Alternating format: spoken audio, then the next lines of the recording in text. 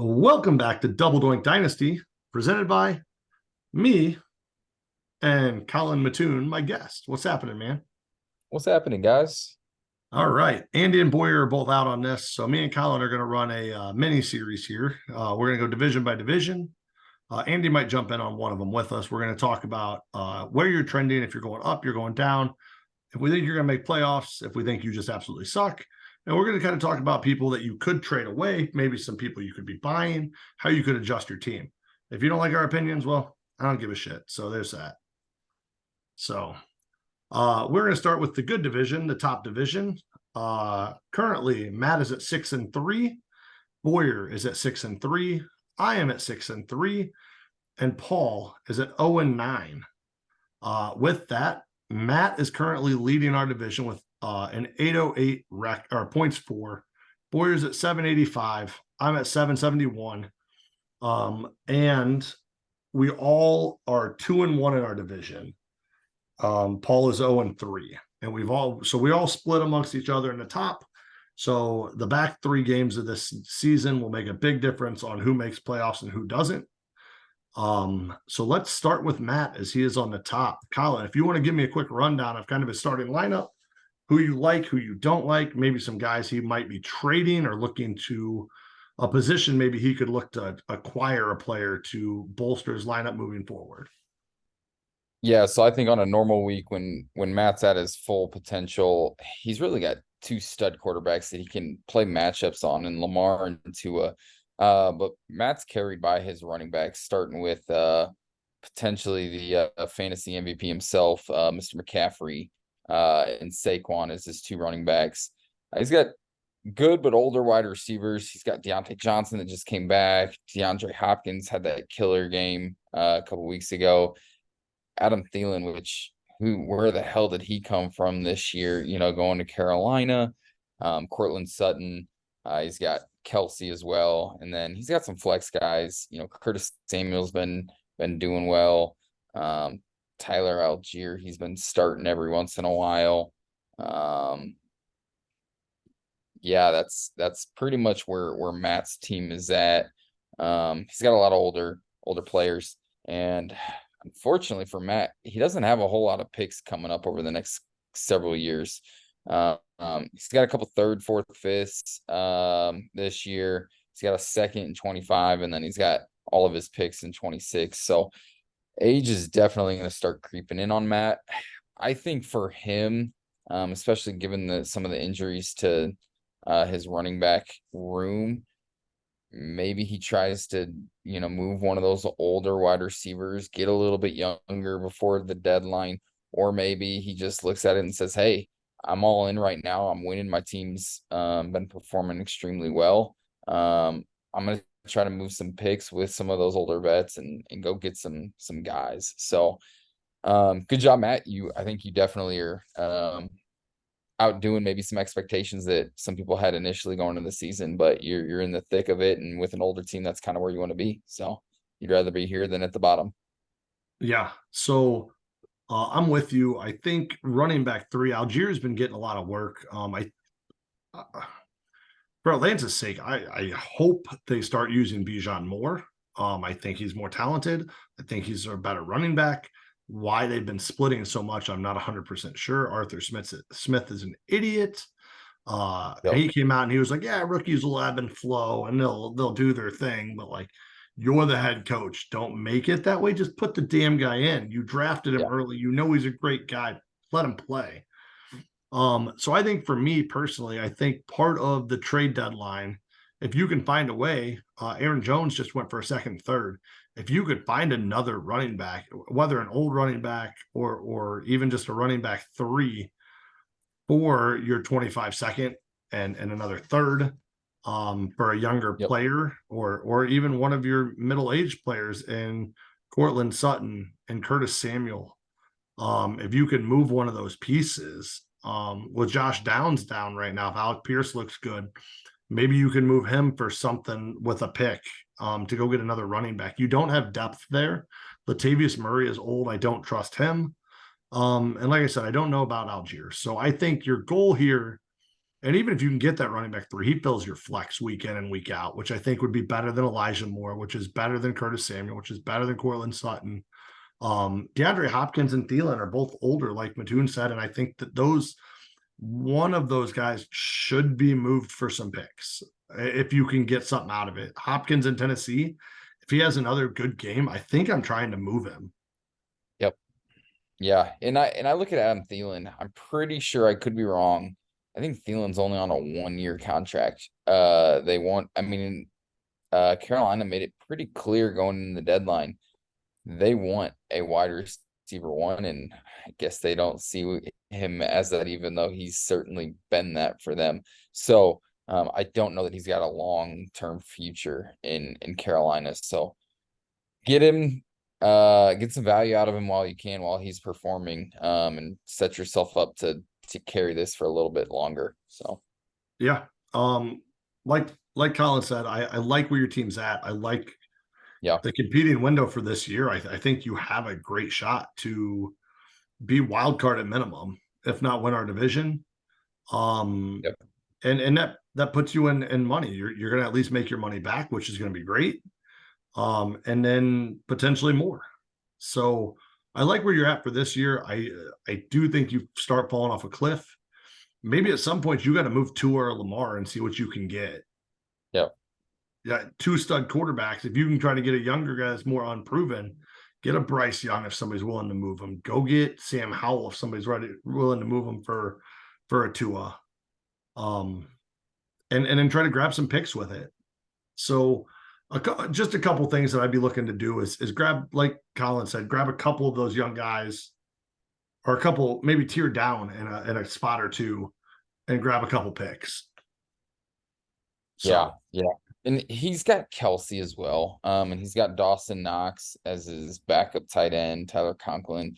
That's the only other position that I don't really know where he goes. Obviously, Kincaid's been doing really well in Buffalo, especially since Dawson Knox went down, but you never want to give up a absolute elite stud. But how many more years does Kelsey have? And do you try to maximize whatever value you can get out of him?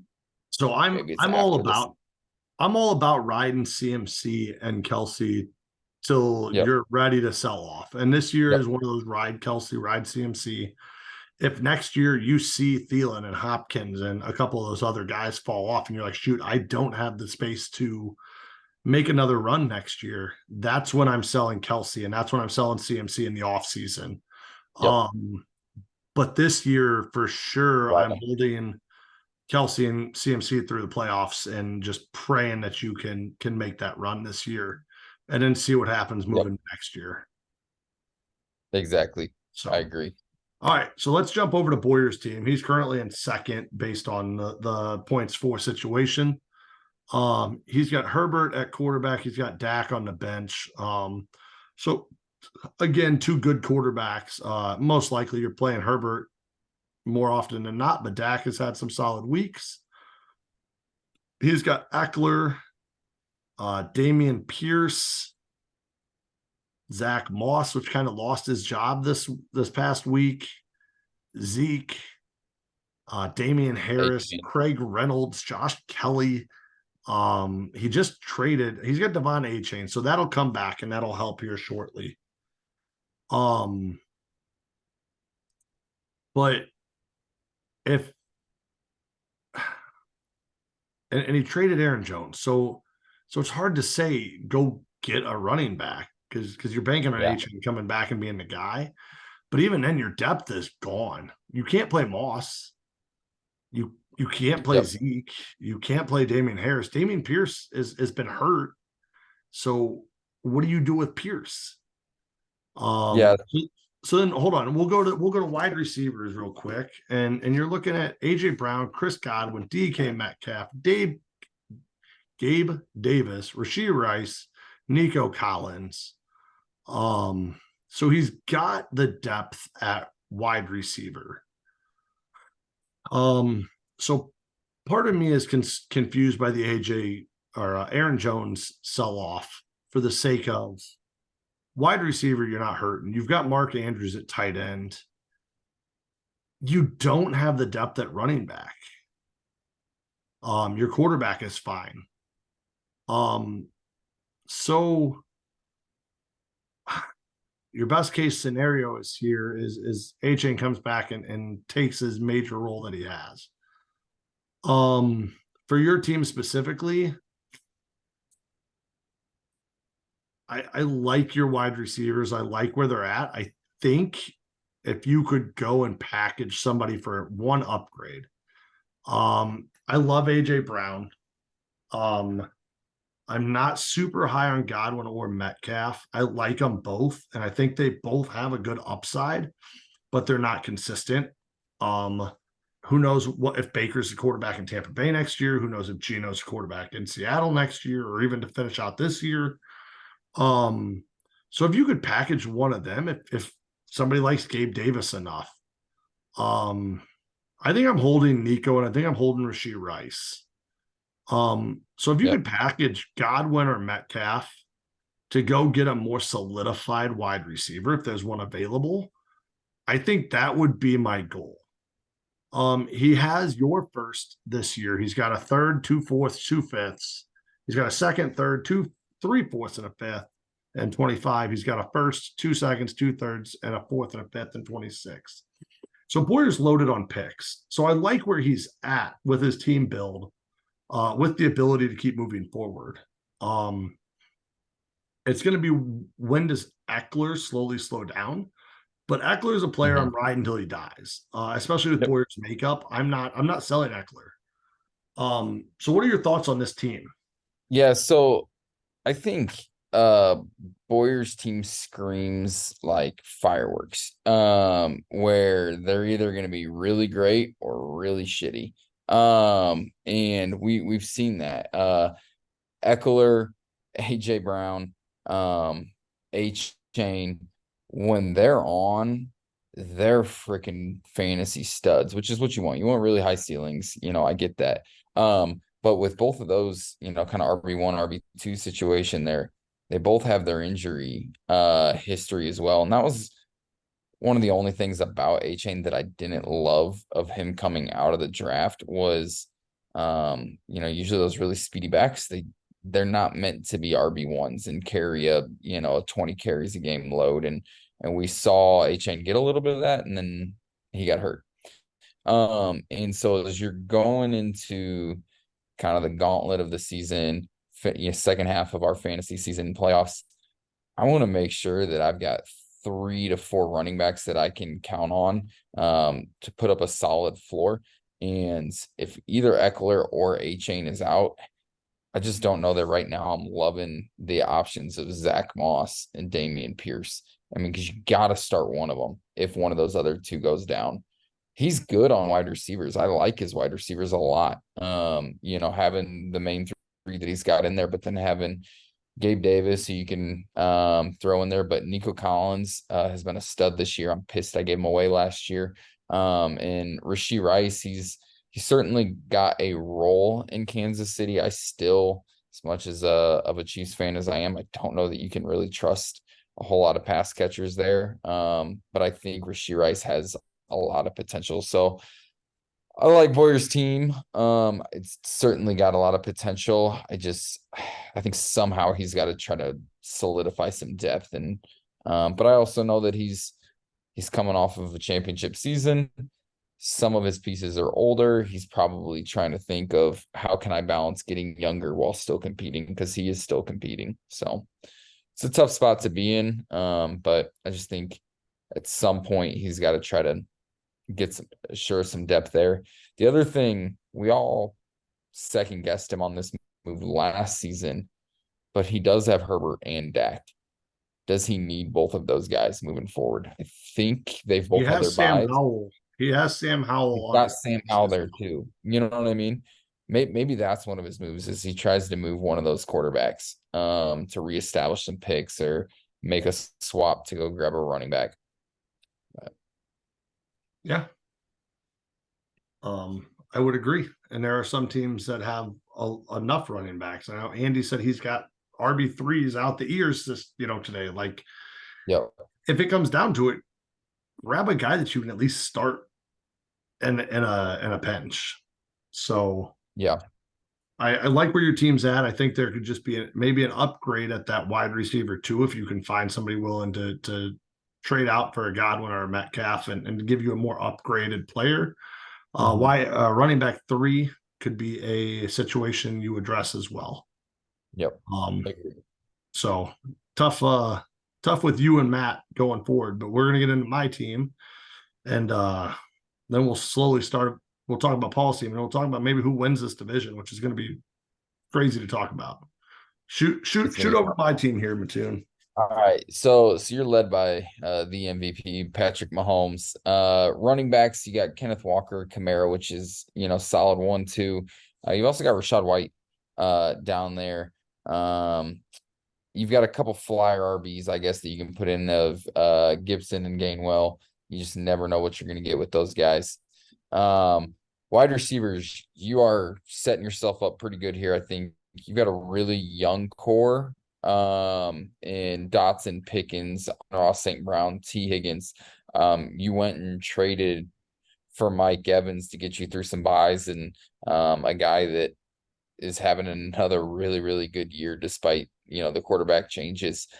So you've got a lot of solid wide receivers. Your favorite position, tight ends. You haven't had the best of luck, but you brought up K. Dotton, and he had a 2-touchdown game last week. I failed to mention, going back on the wide receivers, you need to go buy a lottery ticket because you found Puka Nacua in like the 4th or 5th round of our draft this year. So nice lucky grab there. So as I'm looking at your team, you've got Jared Fry's first. You've got your own first. You're sitting in the fight for your division, and you're still one of the top 6 teams in the league.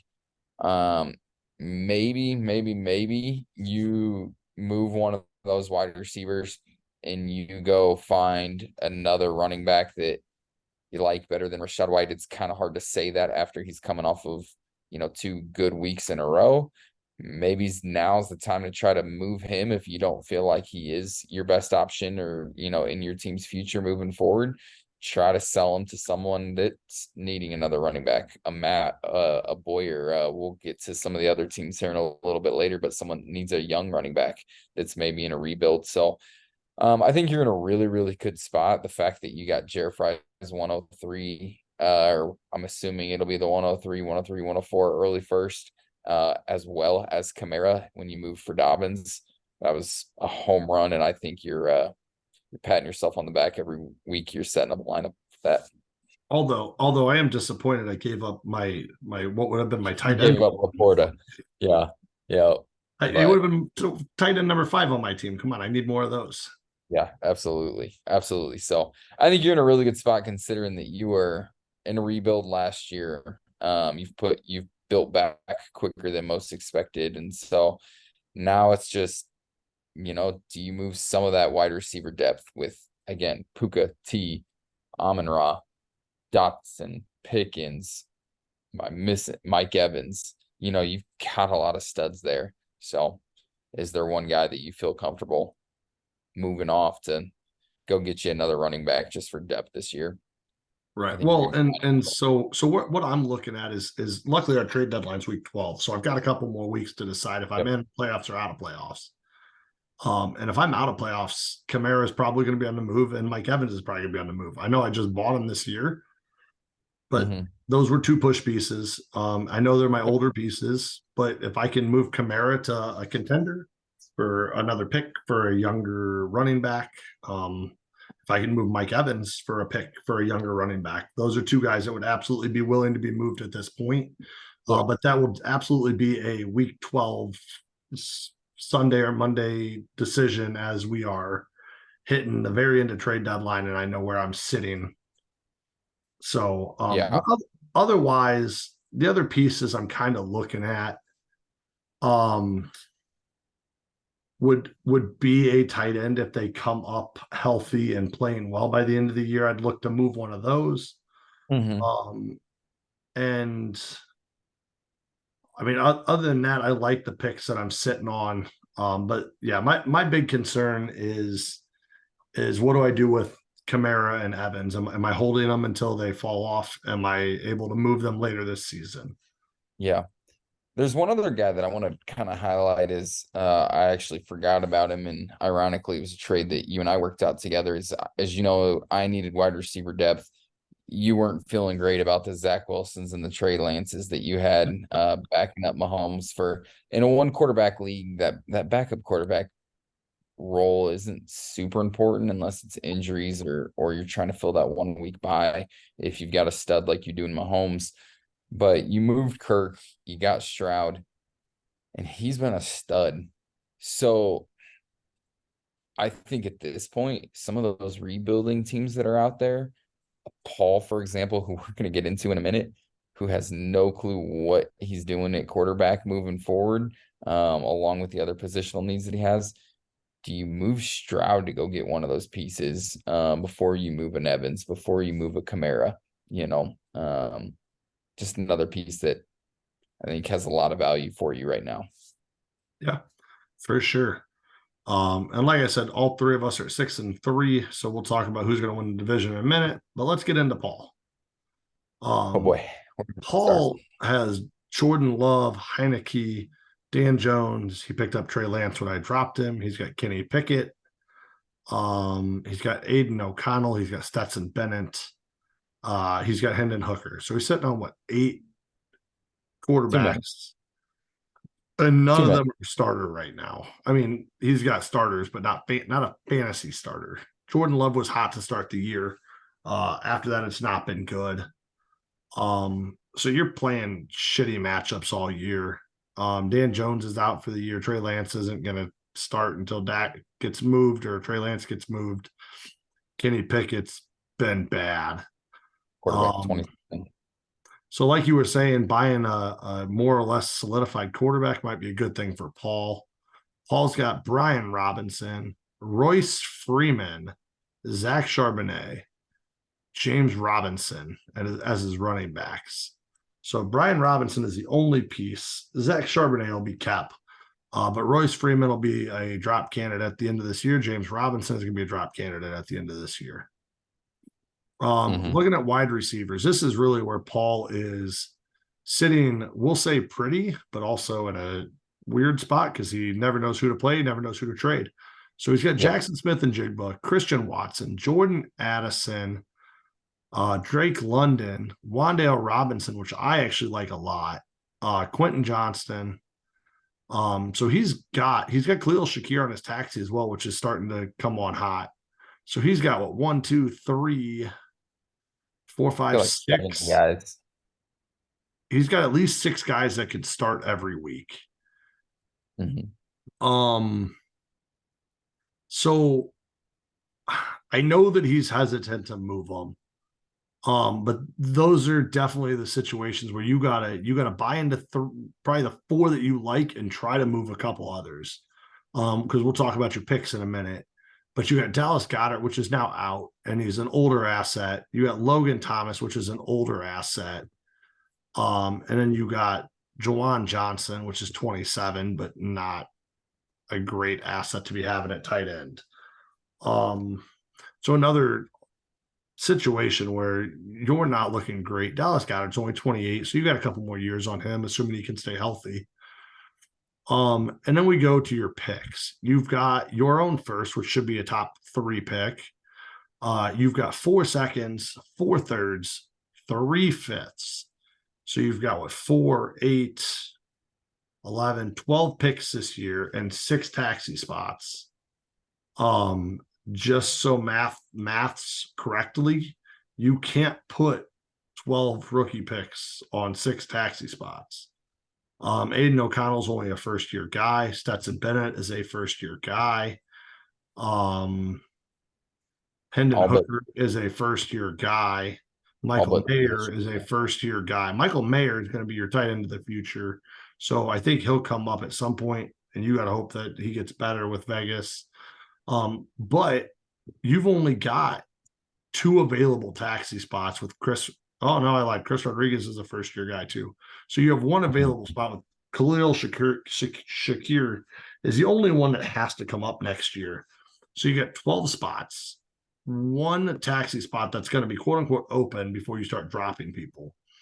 So at this point, I am trying to package one of these seconds with Logan Thomas, with Dallas Goedert. Well, Dallas Goedert's hurt now, so I don't know that you're getting anything packaged with that. But somebody might take a shot on him. You know, some idiot like me might say, "Hey, I need another tight end."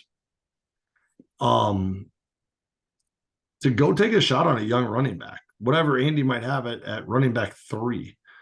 You know, if you can find somebody that's worthwhile, it's at running back. Move a second and one of these pieces.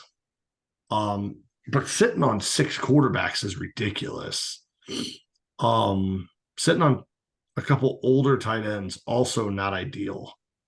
I'm just looking to move Mayer up and get rid of a Logan Thomas. See what you can get for him. There's no reason with the build that you're in to be holding any older guys except for Dallas Goedert. I am fine holding Goedert because he could be an asset for the next couple of years. But Logan Thomas can go. Juwan Johnson can go. The quarterback situation, Heineke can go. Like, I get you picked him up probably for a week fill in here or there, but like, he can go. Trey Lance can go. And when you draft this year, your first and your seconds are going to probably fill these spots. James Robinson can go. So you got to kind of just decide on who you like and who you don't like. But I'm packaging a second with one of these young wide receivers to go secure a running back, to go secure maybe a younger upside tight end, to go secure one of these positional needs, and not sit on 7 young wide receivers and play the roulette of who's going to be good and who's going to be bad, because that's not going to help your max points for either, because you're going to sit on all of this and it's going to hurt you in the long run. So what do you got on this team, Colin? Yeah, so I know Paul's doing his best and kind of breaking this thing down and building it back up. I have a couple pieces of advice for you, Paul. I'm not saying they're the great advice because every player on my team seems to get hurt, but I think you're hitting the nail on the head. When you are in this rebuild, you don't need 7 quarterbacks. You don't need to be taking your shots on the backup, the third string quarterback in San Francisco that is now the third string quarterback in Dallas. Get rid of James Robinson. Get rid of Trey Lance. Get rid of those guys. Go on to the free agency. Hit the tab called rookies and find all these young players that actually have gotten scooped up over the last several weeks. I mean, I was fortunate to grab Jaleel McLaughlin from Denver. Not saying he's going to be a stud, but he looked really damn good when he was just floating out there. When Paul was grabbing Trey Lance off the waivers. I'm just looking at Paul's last couple free agency moves, and he grabbed Tyrod Taylor, Julio Jones, Kendrick Bourne, Royce Freeman, a team that's in a total not planning on winning a game. Why are you grabbing 28, 29, 30-year-old players, 30, however old, 34-year-old wide receivers and Julio Jones? Like, go find those young guys, load your roster with young skill positions, hope you find a Keaton Mitchell of last week, and set yourself up, for a good spot. Go on to other people's taxis. Find guys that maybe they don't care about, first year, second year guys. I don't care who it is, and start sending them thirds and fourths, because you're right. You're not going to be able to fill your roster with all of your draft picks. And I also look at it as, you've got 6 or 7 really, really good young wide receivers, but with only 1 first this year, you still need 2 running backs, at least on your team. So if I'm Paul, I'm biting the bullet, and I know the majority of those wide receivers were first-round picks. I'm trying to ship 1 or 2 of the guys that I maybe don't have the best feeling about, but still has really good value. And I'm shipping them, and I'm going and finding a really good young running back to pair with all my really good upside wide receivers. So not trying to be harsh, Paul, but I think you gotta shit or get off the pot at some point with this team in this rebuild, and start slinging some of those picks that you've accumulated. I would say Odell. If you can move him for a 26th third, a 25 fourth. He's put up a couple weeks of 5 to 9 points. If you can move him for a fourth rounder for somebody that's like, I can just use depth at wideout, move him now. I mean, Mhm. shop the hell out of some of these older guys. If I had to take a pick, I think Quentin Johnston is your lowest value wide receiver right now. I think the wide receiver with the still that maintains value that is probably the one that's looking on the outside is probably Christian Watson. Um, I get Jordan Love has been bad, so Watson can only get better with a quarterback upgrade. But I think Watson is the one I'd be looking to move because I think people still on the outside would be willing to give you about what you paid for him, which is Which is what, the 107. I think Christian Watson went at the 111. So Okay, right. So you could still get, I think you could still get a first out of, he went out the I think 110, so. 110. And so I think you could Okay. still get a late first for him. You could get a young running back for him, for somebody that wants to go in on Christian Watson as a wide receiver 3. Um, I think that's the guy I'm moving because I think he still has the value, Yep. even though we haven't seen it. We saw some of it at the end of last year, but this year there's not been a big show of what is Christian Watson. So for me, that's the guy I'm looking to move.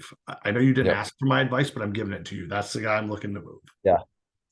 Yep. I'm right there with you. You got 7 wide receivers. You can only start 4 of them, and you only have one first.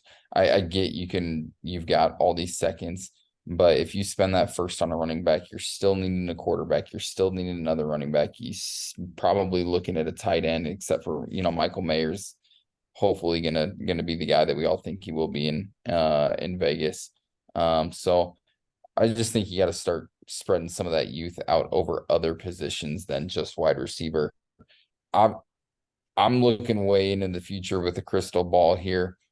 As sexy as Marvin Harrison Jr. is, if you end up with the 101, you really got to start moving some of those other wide receivers for other picks, or you try to move back a spot or two and gain some picks out of it. But we'll see. That's a story for the off season and come draft when things get exciting. But try to take advantage of the trade deadline coming up and make some moves. Don't wait until the off season. So Yeah, 100%. And I think this is the best window to sell, is because a contender will pay a little bit more to grab a guy they think that's going to be helpful.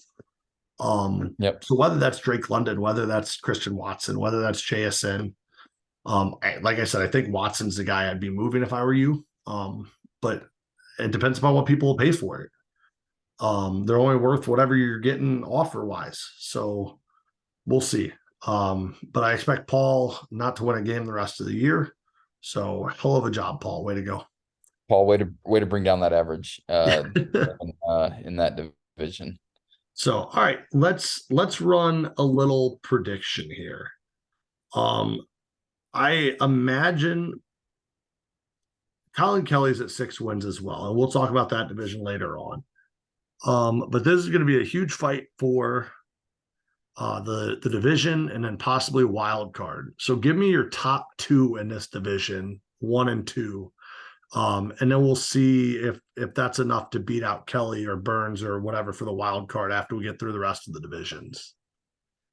Yeah, so I'm a nerd. I was waiting for you at the beginning of the season to say, hey, send in your predictions.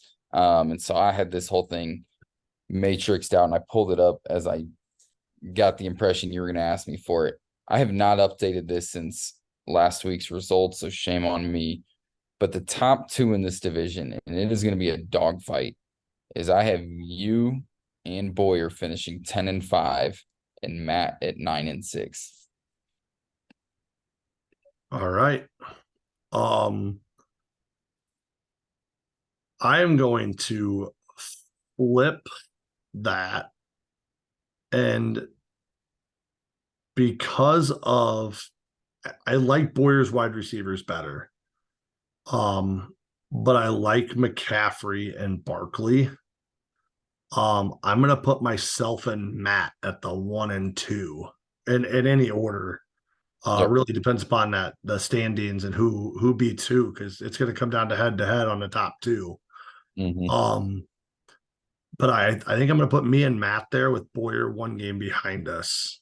Um, and so we'll see what happens. But if we don't make wild card out of two of the three of us don't make it, then that consolation is going to be hell as well. Granted, it'll be hell with Colin Kelly, but I think it'll be Kelly and whoever doesn't make it out of us, or the two of us, and fight for the consolation championship.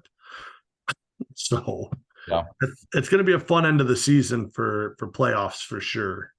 Yeah, your division's gonna be a fun one that I think everybody's monitoring. Not only because every week does your matchup affect your division, but I mean, this is probably the deepest season we've had as far as number of teams still fighting for that last spot. We've got the league's been overall really, really good. Seems like scoring hasn't been super high, which has actually made it more fun to watch the league matchups every week. So it's been a good season so far.